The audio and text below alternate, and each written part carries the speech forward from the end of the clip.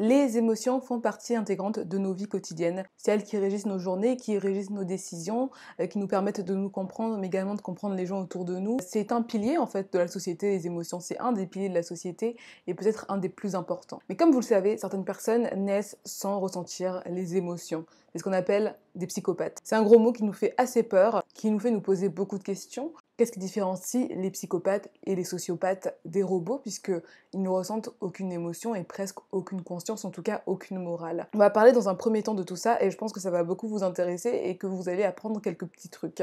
Dans un deuxième temps, on va parler d'un psychopathe en particulier qui est Michael Myers, un des psychopathes les plus dérangés, fiction et réalité confondues. Michael Myers, c'est le personnage clé du film Halloween sorti en 1978. C'est un tueur psychopathe asocial, très fou, très imprévisible. À l'approche de la sortie du film Halloween, le nouveau film, la suite, qui sort le 24 octobre, qui est vraiment hyper intéressant, on va faire un petit peu le diagnostic de Michael Myers, parce que figurez-vous qu'il y a des psychologues qui sont amusés à déterminer un petit peu toutes les pathologies qu'il pouvait avoir, puisqu'en fait il est tellement dérangé. Bref, on va parler de ça, j'espère que ça vous plaira. Maintenant on perd pas de temps, let's go to the video. Vous croyez pas au croque-mitaine? Non. Vous devriez.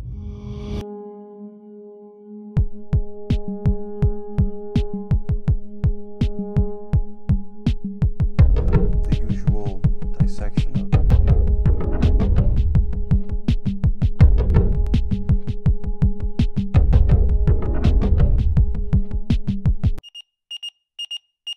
Selective call frequency 1.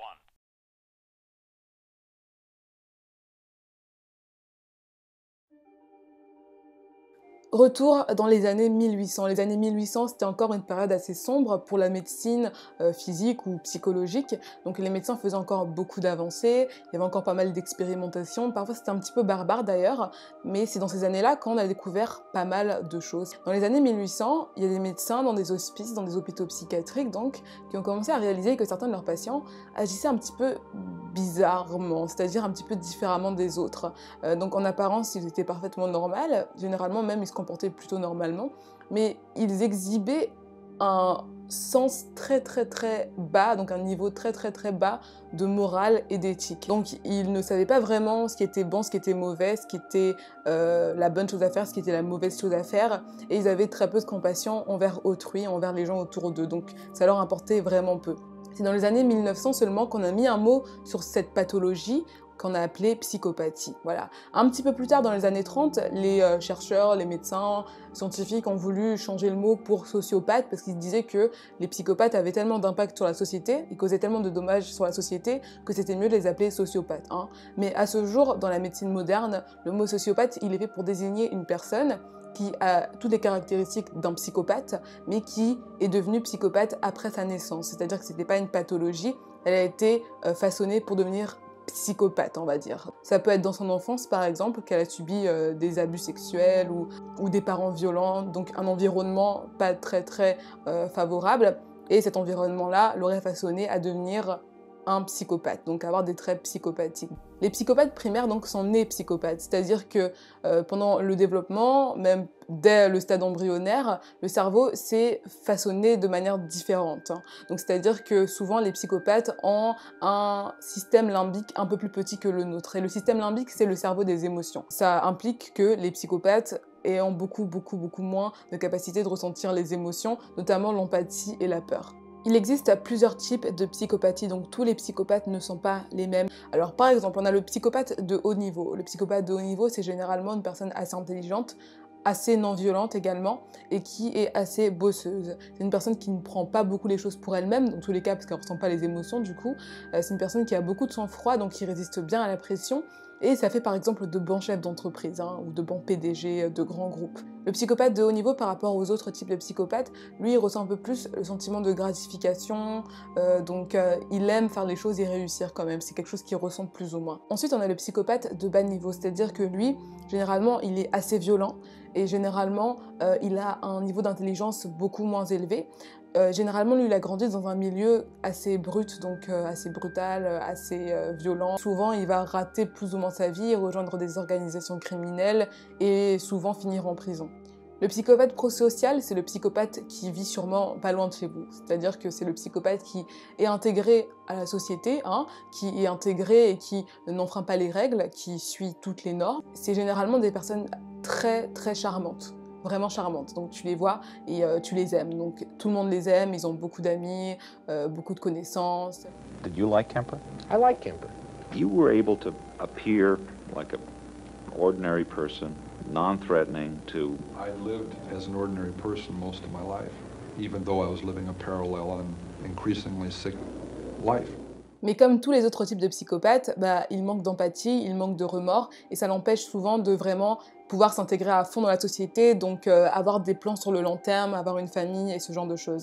Le psychopathe antisocial, c'est sûrement celui que vous connaissez le plus. C'est souvent celui qui est dépeint dans les films. Donc c'est le psychopathe qui non seulement n'a pas de remords, n'a pas d'empathie pour les gens, mais en plus qui aime bien s'isoler, donc qui est souvent isolé, et puis déteste plus ou moins les gens dans certains cas. Et dans le film, du coup, Halloween d'ailleurs, Michael Myers, je dirais que c'est un psychopathe antisocial en fait. Il a un peu de tout, hein, lui, mais il est psychopathe antisocial et psychopathe de bas niveau, je dirais, parce que il agit vraiment, j'ai l'impression, sans réfléchir, et des fois on dirait qu'il est absent de son corps. Les symptômes sont plus ou moins les mêmes dans tous les cas, alors peu d'empathie, hein, peu de peur, souvent beaucoup d'égoïsme et d'égocentrisme, beaucoup de mensonges, beaucoup de manipulation, hein, il manipule très bien les gens. Et enfin, il y a la violence, bien sûr, je pense que vous l'attendiez, qui n'est pas systématique, mais qui est un trait, effectivement, des psychopathes, des sociopathes. D'ailleurs, la psychopathie est souvent confondue avec les troubles psychotiques. Vous voyez, ces gens qui ont des hallucinations, qui sont vraiment irrationnels et qui, parfois, effectivement, tuent des gens à cause de tout ça. Mais le psychopathe, lui, à aucun moment, il ne perd pied avec la réalité. À aucun moment. Il sait tout ce qu'il fait au moment où il le fait. C'est important de le rappeler.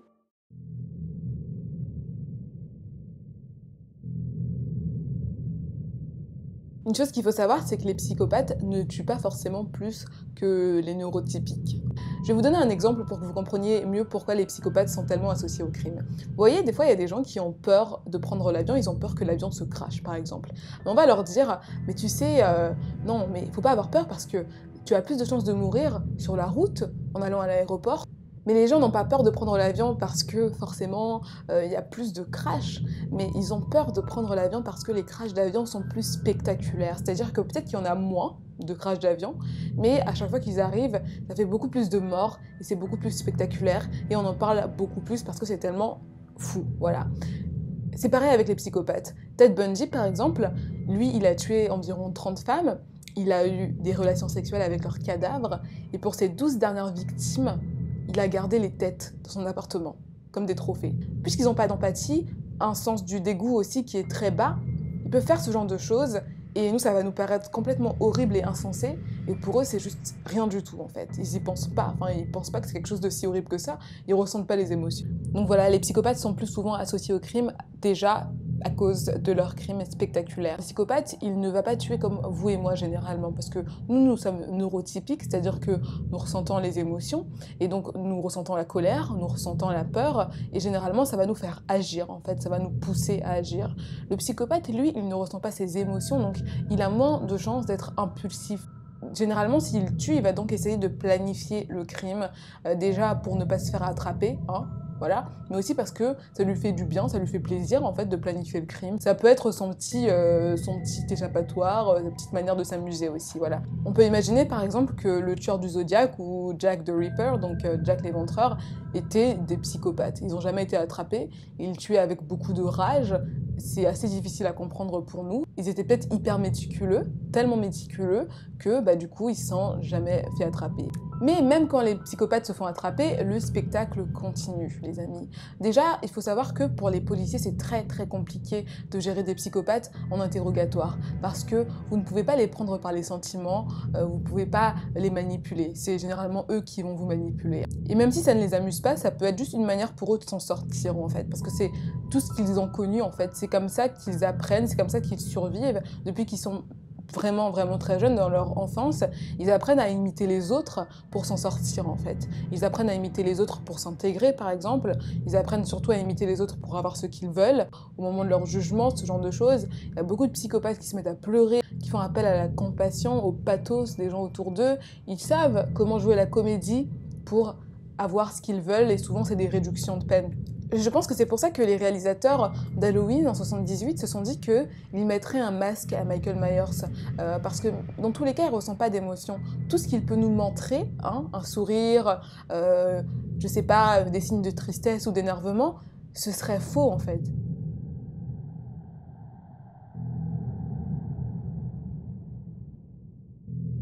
J'ai eu la chance d'avoir pu voir le film Halloween qui sort le 24 octobre et qui est la suite du film Halloween qui est sorti en 1978. Et je vais vous parler aujourd'hui du personnage hautement psychopathe de Michael Myers, parce que pour moi, Michael Myers, c'est un petit peu le psychopathe absolu, c'est-à-dire qu'il y a vraiment un mur entre lui et nous qui nous empêche totalement de le comprendre en fait. Dans le film qui est sorti en 78, on nous fait un petit peu son portrait, hein, avant que vraiment il se lance dans sa série de crimes vraiment immoraux. Alors Michael Myers, c'est un petit garçon qui vit à Haddonfield, dans l'Illinois. Il vit donc dans une ville plutôt calme, dans un quartier plutôt calme, il a des parents aimants, il a une grande sœur, et en fait il a une vie plutôt paisible, hein, voilà, de l'extérieur. Mais ce petit garçon, très vite, il va commencer à exhiber des comportements assez étranges, et notamment il va arrêter de parler dès l'âge de 6 ans. À partir de là, il va commencer à devenir de plus en plus étrange, et une nuit d'Halloween, il va tuer sa sœur aînée. La nuit d'Halloween 1963 à Haddonfield, dans l'Illinois, Michael Myers, alors âgé de 6 ans, a assassiné de sang-froid sa propre sœur. Mais ce n'est que 15 ans plus tard, lors de la nuit d'Halloween 1978, que la légende de Michael Myers est née. Après s'être échappé de l'hôpital psychiatrique, il est retourné à Haddonfield, où il a sauvagement assassiné des résidents de son quartier. Seule la jeune Laurie Strode avait survécu. Il va être interné pendant 15 ans, il va être sous la supervision d'un docteur, le docteur Loomis, qui va vraiment s'occuper de lui au quotidien, essayer de comprendre le personnage, qu'il va d'ailleurs jamais comprendre. Vous le verrez si vous allez voir le film qui sort bientôt là.